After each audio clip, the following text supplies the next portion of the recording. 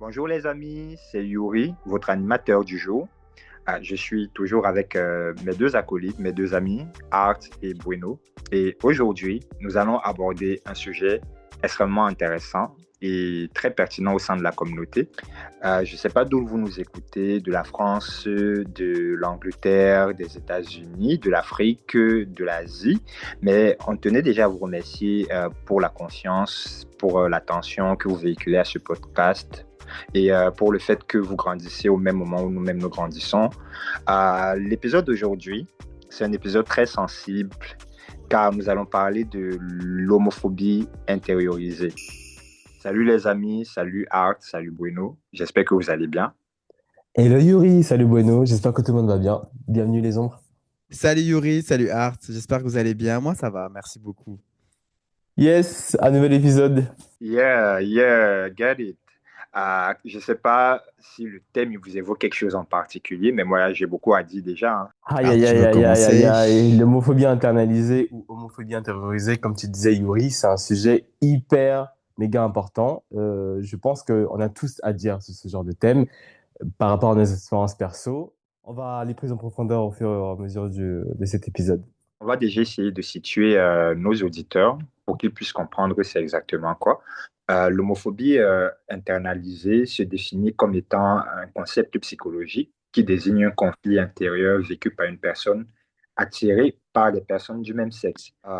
Beaucoup font cet amalgame, mais c'est important de comprendre que des personnes hétérosexuelles ne sont pas concernées par l'homophobie intériorisée. Donc là, nous allons parler de nous en tant que communauté LGBT et de comment nous-mêmes nous percevons la notion d'homophobie et comment elle résonne en nous. Donc, ça sera ça le sujet. Qu'est-ce qu'elle vous évoque, les amis, à vous, dans un premier temps? Moi, ce que l'homophobie internalisée ou homophobie intériorisée m'évoque, bah, c'est le fait qu'une personne LGBT bah, adopte souvent et inconsciemment même des préjugés un peu négatifs de la société envers l'homosexualité et les retourne contre elle-même ou d'autres personnes de sa propre communauté. Pour moi, l'homophobie internalisée, donc ici Bueno, c'est quand le rejet devient une voix intérieure. C'est en fait, je pense que beaucoup d'entre nous vont se reconnaître, comme tu l'as dit dans ton intro, euh, parce que parfois, le problème, c'est pas seulement le regard des autres. Parfois, le regard le plus dur, je pense, c'est celui qu'on porte sur nous-mêmes. Et c'est ça pour moi l'homophobie internalisée. En tout cas, elle commence là. Et je veux qu'on en parle aujourd'hui sans jugement, sans drama et juste avec beaucoup d'honnêteté, comme une discussion quoi, entre nous qu'on a l'habitude de poser depuis que ce podcast existe. Et pour toi, Yuri, qu'est-ce que c'est? Pour moi, c'est la perception de soi en fonction du climat anxiogène homophobe de l'extérieur. C'est-à-dire, c'est prendre un récipient qui est comme un poison et l'ingérer. Ce poison commence à résonner en nous-mêmes. Donc, pour moi, la racine, elle commence déjà par le facteur extérieur et environnemental. Donc, juste social, quoi.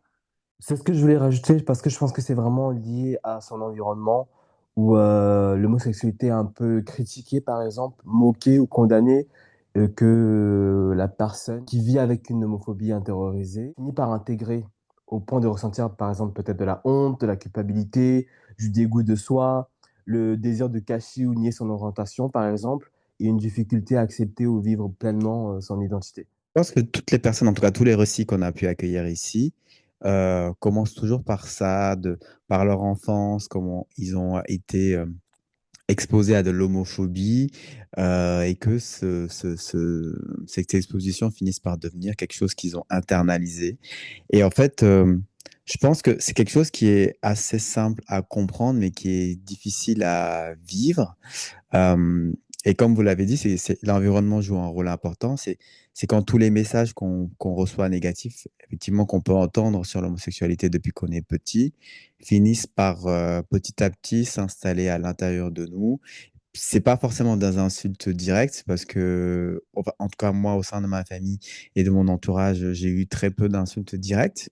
C'est venu bien après, ça. Mais toi-même, tu commences à te dire que bah, peut-être que je vais être je vais être quelqu'un de différent, peut-être que quelque chose ne va pas chez moi. Et je pense que ça commence par ces petites questions-là. Et le truc fou, c'est que cette voix que l'on entend, on croit que c'est la nôtre, mais en fait, en réalité, elle a été construite par la société autour de nous, par les gens qui sont autour de nous. Elle a été construite par la société, effectivement, oui, mais une société hétéronormée, avec des standards hétéronormatifs.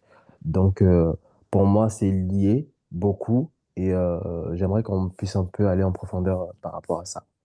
De ce fait, c'est important de définir aussi la notion d'hétéro ou d'homophobie ordinaire.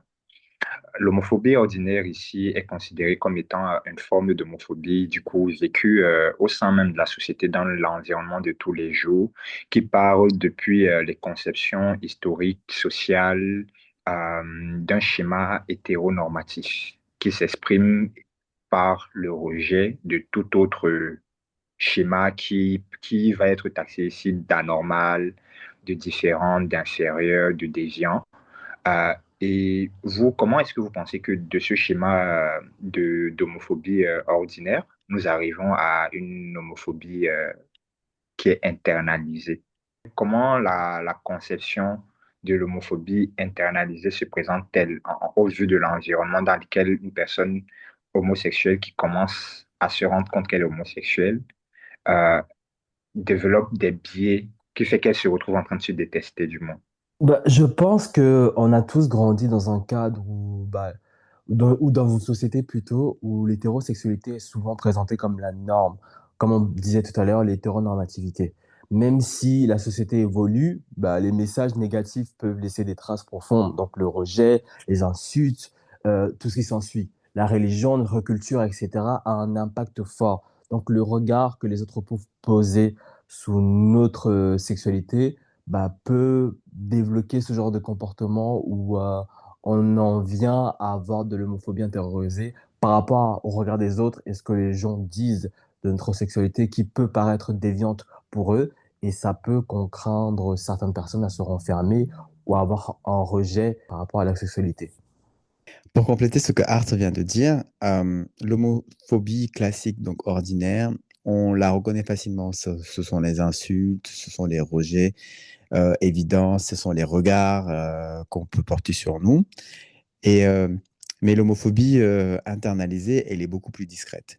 Tu peux être entouré de personnes LGBT, sortir, rire, vivre ta vie d'homosexuel, bisexuel ou voilà, en tout cas ta vie de LGBT et quand même ressentir une gêne avec toi-même. L'une vient de l'extérieur, donc l'homophobie ordinaire, et l'autre s'installe à l'intérieur petit à petit. Et je pense que c'est celle-là la plus dangereuse, parce qu'elle est plus discrète, elle fait pas de bruit. Et, euh, et ça, c'est quelque chose que moi, je ressens pour un peu donner, illustrer mes propos. Aujourd'hui, je suis en couple, je vis avec la personne donc tout le temps, on est ensemble. Je participe à un podcast LGBTQ+, et tout, mais pour autant, à l'intérieur de moi, des fois, je peux ressentir cette petite gêne qui me met mal à l'aise et qui est évidemment de l'homophobie internalisée.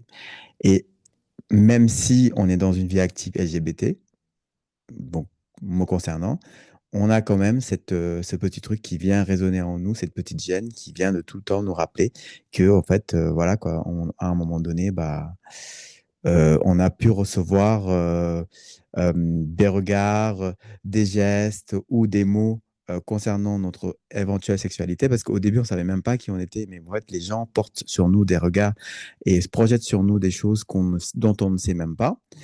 Et en fait, là, on commence à entendre les prémices de l'homophobie sans savoir même qu'on serait homosexuel. Donc, c'est quelque chose qu'on a tellement préparé en nous, dans notre tête, et qui finit par s'installer dans notre cœur, dans notre tête, et puis on se juge tout seul, et on finit par se détester, détester qui on est. Parce que tout simplement, le terrain a été préparé depuis notre tendre enfance, si je peux dire ça comme ça. Mais quand tu parles de gêne, est-ce que c'est lié à toi, à ta sexualité ou c'est lié au regard que tu portes aux autres personnes LGBT? C'est au regard que je porte sur moi-même, euh, parce que, bah, lié à ma sexualité forcément. Parce que tout simplement, on m'a toujours dit que être homosexuel, l'homosexualité, c'est quelque chose qui est pas bien, quoi. Et encore aujourd'hui, on a on a dans l'actualité en tout cas, des faits qui nous montrent encore que des gens peuvent penser, en tout cas, que l'homosexualité, c'est quelque chose qu'il faut bannir, qu'il faut rejeter dans la société, C'est qu'il contre faut... nature. C'est contre... c'est contre nature.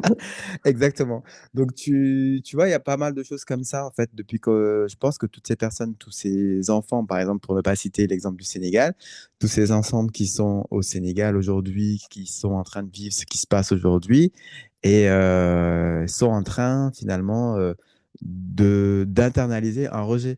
Je veux dire, comme nous, on a pu le faire, en tout cas, moi, pour moi, j'ai pu le faire dans un entourage un peu toxique, quoi, comme ça. C'est un peu comme s'il y a une base qui est définie et dans laquelle tu évolues et tu ne vois que cette base-là. Je pense que, en fait, l'un des schémas nourrit l'autre, c'est-à-dire l'homophobie ordinaire nourrit l'homophobie internalisée parce que tu nais dans un environnement où tout ce que tu vois autour de toi, c'est un schéma hétéronormatif, où tu vois des femmes embrasser des hommes embrasser des femmes, tu vois des couples dans la rue, tu vois tes parents à la maison et étant quand même africain et d'éducation traditionnaliste, on te fait très vite comprendre que bah, c'est ce à quoi tu es appelé. Euh, les schémas un peu machistes sont très courants. L'homme doit avoir une place, la femme doit avoir une place, il n'y a pas d'entre-deux dedans. Euh, c'est beaucoup de choses en fait qui fait que bah, tu comprends que quand tu sors de ces schémas-là, surtout que tu es enfant, enfin, tu n'as pas encore la possibilité de t'éduquer toi-même et il n'y a rien autour de toi qui peut te permettre cette éducation qui est différente de la tienne, surtout que c'est aux parents de t'éduquer. Donc, ça devient très facile de pouvoir développer ce rejet vraiment de soi parce que quand tu commences à comprendre comment ton corps fonctionne, ce que toi tu veux, ce que tu demandes à l'intérieur de toi et que tu vois que bah, autour de toi, tu es à l'aise d'être seul, d'être isolé, bah, tu peux très vite te considérer comme une anomalie et commencer à nourrir en fait une haine, une haine viscérale vis-à-vis de toi-même et par la suite vis-à-vis de ce qui incarne ce que tu ne veux pas voir en toi qui représente ce anticonformisme. Et c'est pour ça qu'en fait, je pense qu'il y a quand même un lien avec comme disons, un défi de, de, de, de l'injonction à la norme. Et je pense vraiment que c'est une racine profonde quand même de cette homophobie internalisée-là, cette injonction à la norme. Je ne sais pas ce que vous en pensez. En fait, ce que tu dis est très important parce que le lien dont tu parles avec l'injonction à la norme, je pense que ça fait partie des choses qui peuvent aussi, comme tu l'as dit tout à l'heure, créer cette homophobie-là. Et je pense que depuis toujours, on nous montre une seule version du bonheur, c'est-à-dire un homme plus une femme égale la vie normale. Et en fait, dans les films, dans les familles, dans les conversations, même dans les blagues, tout tourne autour de ça. Donc très tôt, on comprend que c'est la règle implicite. Et pour être accepté, il faut rentrer dans le cadre. Alors certains vont apprendre à modifier leur voix, leurs gestes, leurs désirs et même à modifier leur silence, juste pour paraître un peu plus normal. Et même ça, en fait, on le fait sans s'en rendre compte. Et c'est quelque chose qui est assez présent dans la vie d'une personne LGBT, en tout cas de cette personne qui grandit, parce qu'en fait, finalement, tu ne, tu sens que tout est injonction, en fait, finalement. Parce que tu sens que t'es différent des autres, tu sens que tu es un peu déviant, si je peux dire. Encore une fois, je parle de mon exemple. Tu sens que le regard des autres se porte beaucoup sur toi, que les gens font attention aux moindres gestes. Ça peut paraître parano, hein, comme situation. Ça peut sembler très, comment dire, ouais, très parano, très parano. Mais en fait, finalement, tu sens que le regard des autres se traîne beaucoup sur toi, sur tes moindres faits et gestes. Et là, tu sens que tu dois changer, tu te sens un peu en danger. Et tu sens que tu dois quand même faire des efforts par rapport à ça. Ta voix doit être moins fluette. Tu dois être un peu plus dans des activités d'hommes, de petits garçons en tout cas. Et en fait, c'est ça qui est difficile, le fait de se réajuster tout le temps, tout le temps, tout le temps. En fait, c'est une voix qui est en toi, qui se nourrit de cette haine extérieure et qui vient engendrer une haine intérieure. Et c'est ça qui est terrible, je pense. Terrible, oui, mais l'injonction à la norme, c'est vraiment une pression sociale, en fait, à entrer dans le moule. Et pour moi, elle est problématique quand elle limite la liberté d'être soi-même. Et je pense qu'il faut vraiment arriver à un point où tu dois réussir à te détacher de ça. Donc, ta sexualité n'a pas à être normale. Elle a à être consentie, respectueuse et alignée avec toi-même. Ouais, tout à fait, je suis d'accord avec ce que vous dites et je pense que c'est pour ça que l'un des, l'un des moteurs, l'un des moteurs, voire des racines de cette homophobie, comme on l'a dit depuis le début, c'est vraiment tout ce qui est en lien avec la famille. Ça commence par la famille parce que bah, la famille, quand tu nais, enfin, c'est la famille que tu vois autour de toi, malheureusement. Mais ça se poursuit surtout à l'école. À l'école, voilà, tu es au contact des professeurs, tu es au contact des livres, tu es au contact de l'initiation à la science, tu es au contact de d'autres familles, de d'autres parents, de d'autres enfants qui viennent aussi avec leur éducation. Ça se poursuit par, par les médias. Bon, encore aujourd'hui, j'ai l'impression qu'il y a un peu plus, les gens prennent un peu plus la parole, mais à l'époque, c'était vraiment les médias, c'était vraiment quelque chose, une ligne directive assez stricte, parce qu'il faut dire quand même qu'il y a une évolution en termes d'histoire en lien avec l'homophobie. La façon dont c'est vu, c'est perçu aujourd'hui, avec la dimension activiste, ce n'était pas forcément le cas à l'époque, donc ça a beaucoup influencé. euh, et même, même dans le contenu, la qualité des contenus qu'on pouvait consommer à l'époque, les films, les séries, c'était vraiment pas comme à l'ère d'aujourd'hui où les choses ont l'air quand même un peu plus ouvertes, un peu plus, les gens ont un peu plus conscience que ah, ça existe. Mais avant, c'était comme un mythe. C'est comme un mythe qui était entretenu par chacun des socles cités. Les gens savent plus qu'on existe parce qu'on est plus visible et qu'on parle peut-être plus aussi. On est un peu plus représenté à travers les films, dans les médias, etc. Il n'y a plus qu'un seul discours. Les LGBT, en tout cas, prennent la place. Ils le font eux-mêmes, comme ce qu'on fait là actuellement avec notre podcast. On rend nos voix visibles par nous-mêmes. Donc, je pense que c'est aussi important, ce genre d'initiative. Et je pense que oui, notre présence, elle est indispensable et qu'il y a une espèce de lobby LGBT qui existe. Et comme les lobbies virilistes, masculinistes peuvent exister aujourd'hui, je pense que on a l'impression surtout que les LGBT prennent la place, qu'ils occupent des places importantes au niveau de la société et du coup, ça leur donne accès à plus de visibilité. Mais c'est surtout des gens qui ont travaillé pour arriver à cette place-là, à ces places-là, parce que leurs chemins n'ont pas été des chemins faciles et c'est des gens qui veulent et qui se battent pour leurs droits. Et du coup, tout ce qu'on a invisibilisé depuis maintenant, depuis un certain temps, d'ailleurs, ce que la société voulait cacher, bah, cette partie de la société se dévoile et veut montrer sa place. Donc, depuis tout petit, on a construit en nous cette honte qui est en nous et qu'aujourd'hui, on veut se débarrasser, quoi. Et à la maison, depuis tout petit, on te parle de ton futur avec une femme sans te demander, sans même pouvoir te laisser une option, quoi, de te faire penser que peut-être si c'est pas une femme, ça peut être un homme ou juste le célibat, peut-être que voilà, parce que tout le monde n'est pas appelé à vivre dans un mariage hétérosexuel ou homosexuel ou quoi que ce soit en fait, ou même tout simplement être célibataire.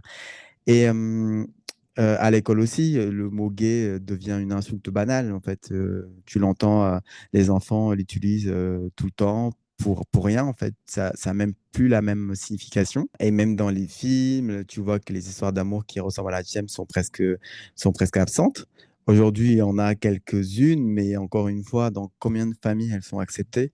Bah, en fait, même des bisous, et on zappait la télé. Donc, entre hommes et femmes. Alors, imagine des relations hétérosexuelles, en fait, homosexuelles, pardon, ou même une histoire d'amour homosexuelle. C'est impensable. Alors, inconsciemment, tu comprends que bah, bon, histoire n'est pas prévue ici, n'est pas prévue dans cette famille, et peut-être n'est pas prévue dans une société, en tout cas dans laquelle j'évolue actuellement. Et quand tu ne te vois nulle part, tu commences à penser que tu ne devrais peut-être pas exister, tout simplement, quoi. En tout cas, pas comme ça. Quand j'entends ce discours que tu viens de dire, Bueno, je peux pas m'empêcher de penser au fait qu'il y a peut-être plus de visibilité, mais j'ai le sentiment que c'est plus évolué, encore une fois, parce que on est en Europe et certains pays d'Afrique, malheureusement, sont encore en Hmm, arrière concernant bien ce sûr. sujet.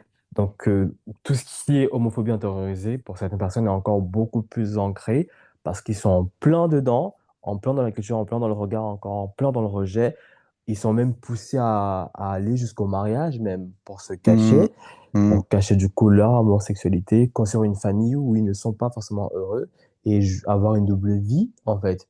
Donc, ça a des conséquences dévastatrices. Bah, pour faire un petit clin d'œil à l'actualité, encore une fois, du Sénégal, Au excusez-moi. Sénégal, c'est vraiment pas facile pour eux. C'est pas facile pour eux. C'est encore, voilà, les personnes sont obligées d'avoir des mariages lavandes pour pouvoir s'en sortir. Et aujourd'hui même, on peut voir que parmi les gens, les détracteurs de l'homosexualité, beaucoup sont des homosexuels. Et pour pouvoir jeter le regard sur l'autre, en fait, ils sont obligés bah, d'incriminer les personnes homosexuelles pour se défendre et pour enlever tout soupçon ou tout doute sur leur sexualité. Et il y a pas mal de personnes comme ça aujourd'hui, même sur les réseaux sociaux, alors qu'ils sont derrière leur écran, peut-être anonymement, mais on sent cette homophobie intériorisée. Je ne dis pas que je connais toutes les personnes qui tweetent sur Internet, quoi que ce soit, hein, ou des personnes qui sont sur Internet, dans les médias ou quoi que ce soit, mais on sent qu'aujourd'hui, on sait aussi, d'après les actualités, que beaucoup de personnes LGBT ont été dénoncées par des personnes LGBT. Donc, ouais, je pense que il y a une question de survie, beaucoup de survie, mais il y a aussi cet environnement qui est hyper toxique dans lequel ces personnes évoluent. Et aujourd'hui, je pense qu'elles ne peuvent pas s'en défaire. Et du coup, ça les pousse à justement combattre, je veux dire, combattre, dénoncer l'homosexualité alors qu'elles-mêmes sont. Mais combattre, c'est le mot, ils combattent leur propre communauté. Pour moi, Ouais, ouais, oui, oui, c'est c'est ça en fait, grave. combattre en tout cas en public ce qu'ils pourraient appeler leurs pratiques sexuelles. Je déteste ce truc-là parce que ils appellent des pratiques sexuelles alors qu'on sait tous qu'une pratique c'est quelque chose qu'on peut prendre et on peut arrêter du jour au lendemain. Alors que voilà quoi, l'homosexualité c'est une vie, ça fait partie de nous. C'est pas, je veux dire, il y a pas, c'est pas une mode, c'est pas un truc passager quoi. Je me suis levé un matin, j'ai dit ça y est, je suis homosexuel, j'aime les hommes. Mm. Non, mais j'ai envie de dire que c'est quand même, je pense, une vision quand même assez hypocrite de la société africaine. Parce qu'encore une fois, ce n'est pas parce que vous voulez dénier quelque chose qui existe que ça veut dire qu'elle n'existe pas. C'est-à-dire quoi? C'est-à-dire ce n'est pas le fait de proclamer que ça n'existe pas chez vous que ça en fait un fait. Et beaucoup de jeunes hommes africains sont obligés de rester dans le placard, de vivre une vie parallèle, ne peuvent pas se faire attraper, ne peuvent même pas se permettre, même ceux qui ne sont même pas forcément, parce que vous savez, il y a un peu ce stéréotype de la personne gay qui est vue comme féminine, Ouais, efféminé, ouais. efféminée. Et je me rappelle, tu parlais d'actualité, mais l'actualité sénégalaise, dernièrement, je lisais un article, mais il y a quelqu'un qui s'est fait tabasser en route. Il était emperlé. Il était Mm. emperlé et un peu efféminé. Du coup, bah, on va parler de présomption d'homosexualité. Et du coup, il s'est fait battre en route Ah, mm. juste parce que bah, il échappe à ces normes-là. Parce que jusqu'à la fin de à la fin de la journée, personne n'a couché avec lui pour être sûr qu'il est de l'autre côté ou personne ne sait ce qui se passe dans sa chambre. Mais juste de par son apparence physique qui échappe aux normes de la virilité, bah, on conclut que, ah non, il est probablement gay, alors que, bah, non. C'est un peu comme si il y a déjà une agression de la vision de c'est quoi la sexualité, rien que même par le fait de se dire que, ah non, un homme doit être viril, un homme doit être cela, un homme doit... Et quand tu n'es pas vraiment dans ce cadre-là, à coup sûr, on ne veut même pas savoir, on ne veut même pas essayer de comprendre, à coup sûr on t'accorde une étiquette de LGBT et tu te fais tabasser, tu te fais jeter en prison sous présomption, hein, présomption d'homosexualité, même pas que homosexualité. En fait, j'ai l'impression qu'on vit vraiment dans un monde, c'est tellement lunaire et ça marque vraiment une place vraiment très ancrée du patriarcat par rapport à ça. Mhm. Mais c'est ça qui est fou, en fait. Et en fait, il y a ce truc-là, on a quand même beaucoup grandi avec des discours religieux, médicaux, sociaux. Et le Sénégal, c'est vraiment le pays où on peut dire que dans les discours, souvent, l'homosexualité a une place de choses à abattre, de choses comment dire, à éradiquer dans la société. Et en fait, ils le disent clairement, que c'est un problème, que c'est un péché, que c'est une erreur, que c'est une maladie, que c'est une phase. Ils disent encore que c'est une maladie. Même quand on prend de la distance avec ces idées, je pense que ça laisse des traces. Et ici, on a beaucoup parlé, en tout cas dans ce podcast, beaucoup parlé du lien entre l'homophobie et la misogynie. Et dans une société qui est homophobe, on peut se demander quelle place occupe la femme. Et on peut voir aussi au Sénégal que voilà, c'est pas vraiment la plus noble des places qu'occupe la femme et qu'il y a un lien très très serré entre l'homophobie et la misogynie. Et ça, c'est quelque chose que les gens ont du mal à comprendre. Parce qu'en fait, pour eux, en homosexuel, c'est un homme qui se prend, qui se fait prendre, en tout cas, comme une femme. Et du coup, ça peut laisser déjà une idée ou une image de ce que pour eux représente une femme. C'est un corps, pour eux, c'est un corps qui est, comment dire, qui est disponible. C'est un corps qu'on peut, comment dire, utiliser, instrumentaliser. Et pour eux, prendre une femme, en tout cas, c'est quelque chose qui pourrait être, comment dire, en tout cas, prendre un homme comme une femme, c'est quelque chose on l'a déjà dit, qui peut déclassifier la place de l'homme. Et c'est encore une fois, c'est une pratique patriarcale. Délétère, c'est perçu comme dégradant, C'est comme, dégradant, ouais, ouais, bien sûr, parce qu'il y c'est a dégradant. il y a une position d'infériorité directement, C'est ça, c'est pas un vrai une homme. position de soumission. Exactement. Alors que la position de soumission doit être occupée que par la femme et pas par un homme. Et du coup, en fait, ça fait. Et souvent, quand on lit les commentaires, en tout cas sur les réseaux sociaux, on peut dire que voilà, c'est pour ça que les femmes ne nous respectent plus. Voilà pourquoi on n'a plus de poids dans la famille, dans le couple. Parce qu'en fait, c'est à cause des hommes qui se font prendre comme des femmes et qui ne donnent plus cette légitimité d'homme puissant, en fait, de puissance que l'homme peut occuper au sein de la société. Et en fait, on peut vraiment, en tout cas pour les femmes, euh, je pense que se dire que dans une société homophobe, c'est un bon indicateur de la misogynie, en tout cas de la place de la femme dans cette même société-là. L'ego masculin est tellement fragile. Il parle de fragilité chez les homosexuels, mais ça, c'est vraiment petit. Je suis totalement d'accord avec ce que Bruno a dit. Le patriarcat est vraiment un système de pouvoir qui hiérarchise les sexes et c'est important de toujours les rappeler. Et dans ces hiérarchisations des sexes, il y a la domination masculine qui est toujours mise en avant. Et l'homophobie vient un peu ici, là, comme un outil qui permet vraiment de faire respecter cette domination-là. Bah, parce qu'il faut qu'on maintienne le rôle déjà, c'est-à-dire peindre vraiment le mec, entre guillemets, vraiment le mec, c'est comme ça, pour un peu revenir dans les discours machos comme quelqu'un de fort, de vraiment dominant, de pourvoyeur, et les femmes comme étant douces, maternelles, vraiment féminines.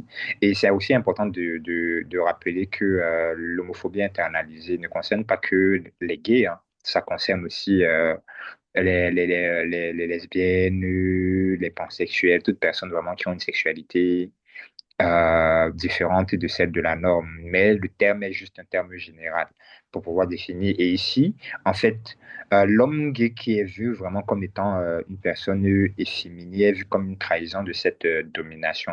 Mais de la même manière, de l'autre côté, c'est important aussi de dire que la femme lesbienne est vraiment vue comme rejetant cette destinée naturelle d'être, de s'occuper de son mari, de procréer, de désirer l'homme et de l'être soumis.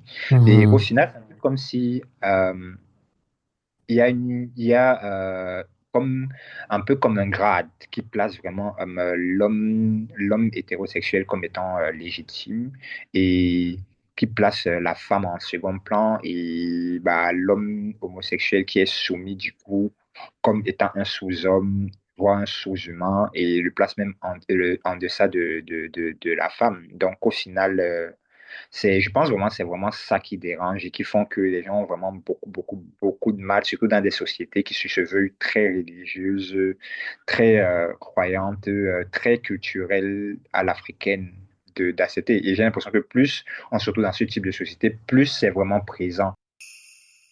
Totalement d'accord avec toi. Alors qu'en réalité, si on regarde bien, les hommes forts dans la société qui est très, très, très dangereuse pour les personnes LGBT, c'est plutôt les hommes LGBT qui décident de vivre leur sexualité librement. Parce qu'il en faut beaucoup de courage aujourd'hui de vivre en tant que personne efféminée. Je ne parle même pas de personnes gays ou homosexuelles, juste efféminées dans une société comme la société sénégalaise. Parce que en plus du regard, on peut se faire lyncher. La vidéo de la personne qui s'est fait lyncher est sur tous les réseaux. Bien évidemment, j'invite personne à aller la voir, mais c'est quand même hyper, comment dire, c'est tellement pas joli de voir qu'une personne est frappée par plusieurs hommes. Il y a même des personnes qui ont dit en fait que on devrait lui mettre dans l'anus des bâtons. En fait, c'est encore ça, ce truc-là de toujours vouloir euh, corriger des personnes défiantes par De la le déviance. de la déviance par le, comment ça s'appelle? Par la déviance, mais aussi par le viol. C'est un truc de fou.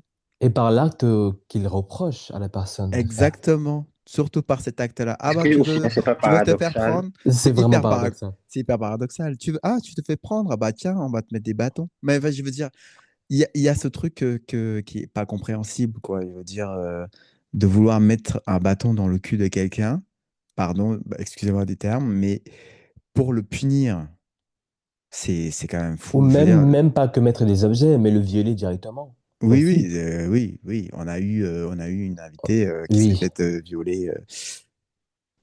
Et ça, c'était un acte d'homophobie et qui a été quand même un acte courageux pour la personne qui l'a faite parce qu'elle venait corriger une personne homosexuelle. C'est Hum. quand même terrible. Ouais. Est-ce que vous pensez pas que par rapport à tout ce qu'on dit, l'origine est peut-être beaucoup plus profonde et elle est historique. Il y a quand même des racines historiques parce que ça fait trop de points communs entre le mécanisme de les corriger par la violence, par le viol, par, par en fait toujours des choses qui ne sont pas forcément des choses positives. Est-ce qu'il n'y a pas une dimension historique? Est-ce que c'est pas beaucoup plus profond que ce qu'on peut penser? Bah, quand on parle d'histoire, on ne peut pas s'empêcher de penser à violence, parce que c'est tout ce qui a marqué un petit peu cette période-là. Est-ce que c'est le syndrome de Stockholm ou pas, ou des trucs qui sont ancrés, marqués dans l'esprit, dans notre manière, en tout cas dans leur manière de réagir? Peut-être, peut-être pas, j'ai pas la réponse, mais je pense que tu as raison. C'est peut-être lié à une histoire très, très profonde, très ancienne, mais qui aujourd'hui est malheureusement encore utilisée, dans ce genre de cas. Moi, j'arrive pas vraiment à voir le lien avec l'histoire. Par contre, ce que je peux voir, c'est que il y a quand même ce que je disais tout à l'heure, ce besoin de dominer un corps que l'on trouve, que l'on pense faible. Comme pour les femmes qu'on peut trouver, en fait, des corps dégradants qu'on veut quand même dominer, qu'on veut quand même, comment dire, dompter.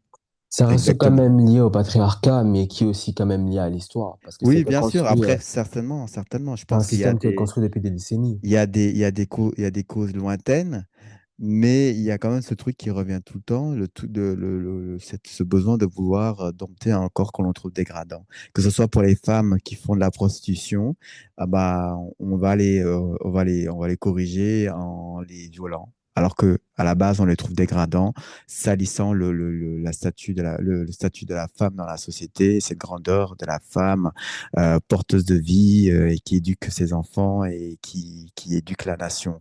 Pour moi, Bi- dominance égale perversion. Bah, Donc, je bien trouve sûr, que bien c'est des sûr. comportements bah, qui les excite, tout simplement, en fait. Ils Ben, aiment ce bien qu'ils sûr. font. Je pense qu'il y a de l'excitation derrière, il y a de la perversion et il y a de l'excitation derrière dans cette, comment dire, dans cette action bienveillante de vouloir sauver la société, entre guillemets.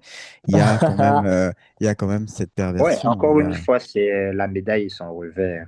C'est le pôle et son antipôle, toujours. Hmm, Entre dégoût et excitation de ce qui est dégoûtant. Au final, quelle est la vraie nature humaine? Tant de hmm. choses. Mais ils sont Ça me tous fait gays rire parce que alors. non mais je, moi je pense que en fait moi, déjà vous connaissez vous connaissez mon opinion sur la sexualité. Je pense que on a un pan de sexualité qu'on ne découvre en fait qui est énorme, qui est très grand et qu'on ne choisit d'en exploiter qu'une seule partie, soit par peur, soit par ignorance, tout simplement. Bah, la peur, c'est parce que de se faire juger par la société. Je suis pas sexologue, je suis rien du tout, hein. Je donne mes idées comme ça. Après, T'inquiète, on pense tous la même chose. on peut être d'accord ou pas d'accord, mais je pense qu'on a un pan sur la sexualité qui est très large et qu'en fait, on ne choisit que d'en développer la partie qui nous intéresse. Et en fait, Je dirais pas choisir, hein, parce que si tu dis choisir, c'est un peu comme si, à contrario, on pourrait également nous dire que nous Non, c'est avons dans ce choisi. cas précis, c'est dans ce cas précis, c'est pas en mode choisi, quand moi, choisir, je quand. dirais choisir. Parce qu'en fait, si tu veux, aujourd'hui, choisir ne veut pas dire que, par exemple, on aurait choisi d'être gay. Pas, non, pas du tout. Je veux dire que tout simplement, aujourd'hui, choisir, c'est, tu ne choisis pas d'être gay, mais tu peux choisir de vivre ton homosexualité, par exemple. C'est comme toutes ces personnes qui se marient à une femme et qui se refusent d'avoir des relations avec des hommes et pourtant qui en ressentent le besoin et l'envie. Tu vois ce que je veux dire? Donc, quand je dis choisir, c'est par rapport à la pratique, pas forcément par rapport à ce qu'on ressent. Et là, pour le coup, quand on regarde beaucoup d'hommes ou beaucoup de femmes, ils ont la possibilité de pouvoir, je pense, exploiter leur sexualité, c'est-à-dire peut-être d'aller coucher avec une femme quand on est une femme, ou coucher avec un homme et une femme. Mais en fait, tout est free, tout est OK, il n'y a pas de souci. Mais je veux dire, c'est encore nous qui avons le choix et pour de nombreuses raisons, et ces raisons nous appartiennent et il n'y a pas de jugement par rapport à ça. Mais je veux juste te dire que voilà, quoi, je pense que Moi, on rate à ne pas vouloir exploiter sa sexualité. je vois ce que tu veux dire, mais je dirais plus en fait que c'est plus un conditionnement mental, tu vois. Le fait de Mhm. se dire que ah tiens, ok, mon cerveau reçoit telle information depuis, donc je me conditionne à penser de cette manière-là. Maintenant, est-ce que, parce que bon, je pense quand même qu'il y en a beaucoup, quand ils se retrouvent déjà dans les faits, c'est beaucoup plus difficile parce qu'en ce moment, c'est tes pulsions qui parlent. Maintenant, est-ce que tes pulsions sont capables de parler plus fort que cette prison mentale ou ce conditionnement? Là, c'est autre chose, tu vois. Euh, je dirais que il y en a très, très, très peu qui se sentent suffisamment libres dans leur pensée pour pouvoir explorer, tu vois. Parce que je pense aussi que pour beaucoup, il a fallu sauter le pas de quelque chose qui était déjà là et qui était déjà une évidence pour nous et on ne pouvait juste plus retenir. Pour d'autres, le conditionnement est fait que bah, il est tellement fort que bah, ça ne vient même pas à l'idée, à l'esprit de penser à ça. Donc, il faut juste Mhm. peut-être quelque chose qui se présente à eux comme étant factuel, comme les situations évoquées, le dégoût, le truc. Mais sinon, c'est une perversion, hein. Moi, je pense quand même qu'il y a beaucoup, c'est des attitudes qui sont en lien avec une perversion, mais qui partent des fantasmes inavoués de leur personne. Tu vois, Mhm. tiens, cette curiosité de se dire que, vraiment de cette liberté qui refuse vraiment d'émerger. D'explorer. C'est Bah oui, moi je exactement. pense qu'il y a un lien direct avec l'ouverture d'esprit. Je pense que ouais, effectivement, ce que tu as dit, c'est totalement vrai. Après, évidemment, il faut une certaine ouverture d'esprit qui permet aussi de voir et de laisser parler ses fantasmes. Après, je pense qu'il y a beaucoup de frustration dans la société, notamment dans la société sénégalaise. Oui, je vais beaucoup en parler. En tout cas sexuelle, qui pousse aujourd'hui ces personnes-là, en tout cas, à aujourd'hui traiter les personnes homosexuelles aujourd'hui comme elles sont traitées. Je pense pas qu'une personne saine aujourd'hui d'esprit puisse aujourd'hui, quelle que soit ta position et ton opinion sur un sujet, vouloir lyncher une personne dans la rue parce que tout simplement elle ne correspond pas aux normes que l'on nous a inculquées. moi, je pense qu'il y a vraiment un dérangement dans la tête qui pousse à faire ce genre de choses-là. Parce que sinon, tous les jours, on devrait se battre pour quelque chose dont on n'accepte pas. Et non pas seulement sur la sexualité et pas seulement sur la façon dont un homme doit se tenir, mais surtout dans la société, quoi. Il y a plein de choses sur lesquelles aujourd'hui on rencontre dont on n'est pas d'accord. S'il fallait frapper tout le monde parce qu'on n'est pas d'accord, on n'en finirait pas, quoi, je veux dire. Et là, pour le coup, c'est un sujet, en tout cas, le sujet de l'homosexualité, c'est un sujet très croustillant en Afrique. C'est quelque chose qui occupe la place publique plus que la faim, les denrées alimentaires, l'électricité, l'éducation, La la politique. politique, tout. En fait, c'est un sujet politique.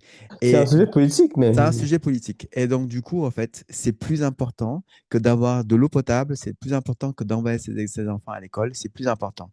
Parce qu'encore une fois, je... C'est plus important même que disons les termes, c'est plus important même de s'affranchir des mariages pour mineurs où on force les mineurs à Mais épouser bien sûr, mais des personnes, des des viols personnes. Il s'agit conjugaux, des viols. Accentue ça, yes, ben, oui. on parle pas de viols conjugaux, on parle pas de mariage de petites filles par des... En fait, tout ce qui leur... Excision, tout. On parle même L'excision, pas de décision, c'est ce que je voulais dire aussi. Voilà. exactement, on n'en parle même pas, alors que on sait très bien, là, pour pouvoir, moi je pense, hein. Après, il y a eu transmission, parce il y a aussi dans l'actualité des problèmes de transmission de VIH à travers des pratiques sexuelles avec des mineurs. Ok, cette partie-là, je suis pas très documenté là-dessus, mais ok, soit. Mais Mais moi, j'ai lu, ce que tu évoques, j'ai lu, mais la première question qui m'est venue en tête, c'est est-ce que c'est de la présomption de c'est, VIH transmis ou des tests ont c'est- effectivement été faits? Tu vois, parce que je des pense textes ont que été faits. peut-être que ça fait aussi, c'était aussi stigmatisant, tu Mais vois. moi, je pense que c'est ça. Il y a une volonté de vouloir stigmatiser parce que aujourd'hui, la cause des personnes LGBT commence à se faire entendre. Je veux dire, on entend des personnes se soulever et les défendre un petit peu, que ce soit sur les plateaux de télé ou sur les réseaux sociaux. Et du coup, pour pouvoir encore plus les enfoncer, bah, en fait, on essaie de les De entacher coller de une maladies image avec, et ouais, d'images exactement. vraiment déviantes, quoi. Genre, ces gens-là, ils vivent avec le VIH et ils le veulent maintenant toucher vos enfants. Ils sont en train de toucher sur la corde sensible et en fait, d'alimenter La la haine. haine de la population pour leur dire maintenant, en fait, ils se suffisent plus à coucher entre eux, c'est-à-dire entre hommes. Maintenant, ils prennent vos enfants et en plus de cela, ils leur donnent des maladies. Et c'est ça encore plus qui vient augmenter la haine. Mais il y a plein de choses qui sont pas cohérentes. La personne, par exemple, d'où vient tout ce débat-là au niveau en fait, de la société sénégalaise, qui est cet animateur un peu connu, à qui on a dit qu'il avait la maladie depuis 2019 et qui s'est marié ensuite et qui a eu des enfants ensuite. Ce qui est très bizarre, c'est qu'on sait tous que, en tout cas, vous avez des médecins autour de vous. Si Mhm. jamais je me trompe, n'hésitez pas à me... voilà. On sait tous que quand une femme est dans une grossesse, il y a des tests qui sont faits, des tests au niveau même des tests de VIH. Donc, comment une personne aujourd'hui je pense, qui a une bonne situation, qui voyage partout, euh, je suis, je frotte ma main à couper que cette personne, elle se soigne. Parce qu'aujourd'hui, même dans les associations, les médicaments sont à disposition, c'est gratuit. Je pense que cette personne doit être peut-être indétectable. Je ne dis pas que, elle serait innocente par rapport aux accusations de transmission aux mineurs. Je ne sais pas cette partie-là, je ne connais pas cette partie-là, je ne suis pas documenté. Mais juste au niveau de sa femme et de ses enfants. Si cette personne était porteur, était détectable et donc contagieuse, j'imagine que bah, ça serait vu au niveau des grossesses de ces femmes qu'il a pu avoir après sa transmission, après sa contagion. Donc aujourd'hui, on pourrait, depuis longtemps, ils auraient pu en parler et dire, bah, effectivement, mon mari, donc cet animateur homosexuel qui aurait des pratiques homosexuelles, pratiques entre guillemets, bah, m'a donné le VIH et l'a transmis à mes enfants. Et c'est ça qui est aujourd'hui entendu sur les médias, c'est sur les réseaux sociaux, que cet homme aurait transmis la maladie à ses femmes et à ses enfants. Et Ce qui, sachant que le VIH n'est pas que lié à la communauté LGBT, les gens l'oublient bah souvent. Déjà, ça déjà. peut être transmis dans nos Mais relations des experts hétérosexuelles. sont passés à la télé pour donner des chiffres qui sont peut-être justes, hein, disant que voilà, 49% des personnes contaminées viennent du milieu LGBT. Ok, c'est vrai, peut-être, Mais je veux dire, ça ne vient que encenser le Et débat, en même, fait. et même hein, 49% des personnes contaminées viennent du milieu LGBT. Ça suppose juste que du coup, bah, les 51 autres pourcents viennent du milieu, Oui. du milieu hétéro. Homosexuel, mais en fait, Non, mais hétérosexuel. Mais genre, pourquoi? Ça veut dire quand même que, tu vois, le débat, il est quand même vraiment tourné vers ce problème de sexualité, en fait, d'homosexualité, et que les gens oublient de réfléchir. Moi, à un moment donné, je pense que les gens oublient de réfléchir. C'est pas possible. C'est pas possible dans une société aujourd'hui qu'une personne transmette le VIH à sa femme et que sans que cela ne soit vu dans les tests au niveau de ses grossesses, quoi que ce soit. Aujourd'hui, Bah, on peut avoir un enfant sans pour autant lui transmettre le VIH. Ça veut dire que, encore une fois, bah, il y a de l'ignorance, ne serait-ce que sur la sexualité, mais aussi sur les maladies liées à la sexualité. Et ça, c'est encore pour moi très grave. quand en tu fait, transmets une information par la peur, forcément, les gens ne vont pas prendre le temps de Mais réfléchir. bien ouais, sûr, Parce que mais ben, tu on dis, peut bah, aller chercher aussi l'information. Je veux dire, on peut mais, aller c'est voir. ça. au-delà de ça, il y a quand même une instrumentalisation qui est faite et qui sait quand même leur dessein à eux dans leur ligne directive de pensée, tu vois. Et à partir du moment où Évidemment. l'instrumentalisation qui est faite suit comment s'appelle leur agenda, bah, pourquoi est-ce que tu veux qu'ils réfléchissent? Bah oui, je suis Ouais, il n'y d'accord. a Mais pas bon. d'intérêt. Ils vont juste éteindre le cerveau et suivre cet agenda jusqu'au bout avec des arguments qu'on lui donne gratuitement à l'appui et tout. Mais pour revenir sur le Ouais, sujet, revenons, pardon, on s'est un peu perdu. sur le sujet, c'était une parenthèse très intéressante qui permet aussi d'appuyer quand même ce qu'on développe dans tout ce podcast et même sur ce sujet, et si on n'en parle pas, bah, il n'y a pas d'intérêt à tout simplement avoir un podcast dessus. Donc, les sujets d'actualité, c'est très important et nous condamnons fermement, pour le coup, nous condamnons fermement tout ce qui est délit sur mineurs, notion de non-consentement. Très fermement, peu importe qui en est à l'origine, qu'elle soit LGBT, qu'elle soit pas LGBT. Donc, bon, juste pour que vous ne croyez pas que des discours servent des intérêts qui vont amener des valeurs que nous ne défendons pas. C'est pas le cas. Juste, on essaie de nuancer le débat et la discussion par Merci rapport à pour ça. ce rappel, merci. Yes. Pour revenir un peu sur le sujet, parce que Bruno a évoqué la perspective historique. Bon, et je me suis documenté là-dessus. Et en fait, il y a un lien quand même historique, hein. Il y a un lien qui est très fortement historique avec l'homosexualité, enfin, l'homophobie internalisée. Et il parle de plusieurs points, hein, de plusieurs perspectives. La première étant la perspective scientifique et médicale. Pendant pratiquement un siècle, c'était perçu vraiment comme une maladie mentale. Elle était classée en psychiatrie dans le manuel de diagnostic qu'on appelle le DSM. Et c'était vraiment classé comme une maladie mentale pendant très longtemps. Et c'est encore récent, hein, parce qu'on l'oublie, mais ce n'est qu'en 1973 que l'American Psychiatric Association l'a effacé de son manuel. Et ce n'est qu'en 1990 que l'Organisation mondiale de la santé l'a effacé et la France ne l'a effacé qu'en 1992 pour donner un peu des chiffres.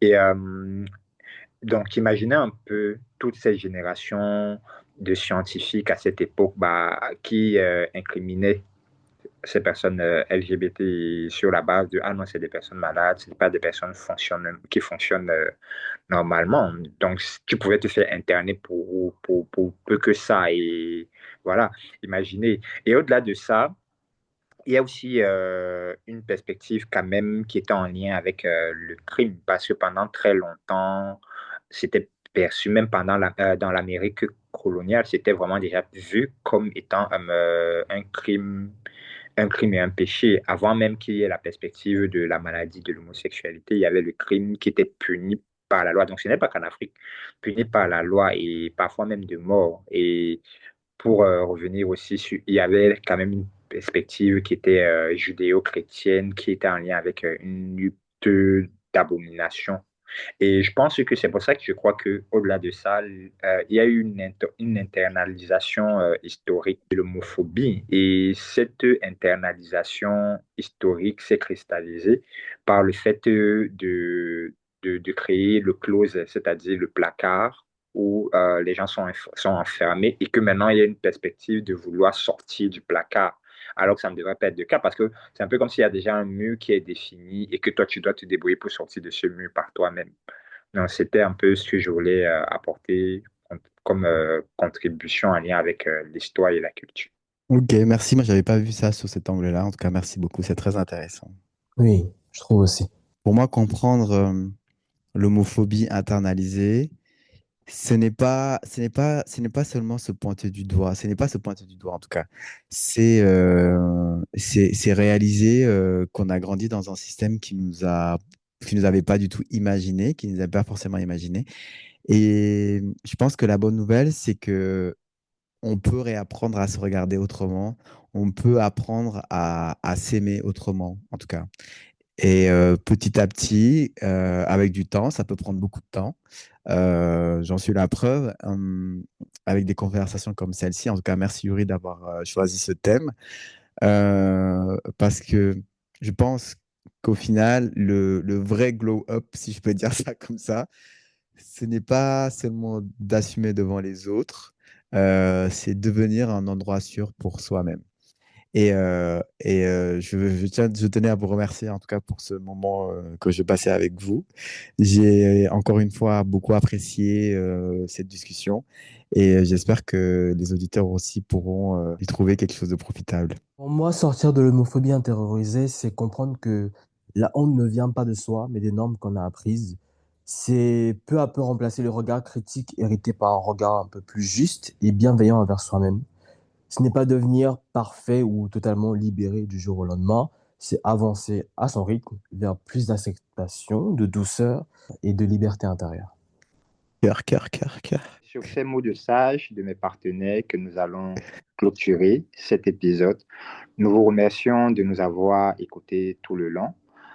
Nous vous remercions de votre fidélité à nos côtés et de l'engouement qu'il y a toujours autour de ce podcast. Nous espérons que cet épisode vous a fait autant de bien qu'elle nous en a fait.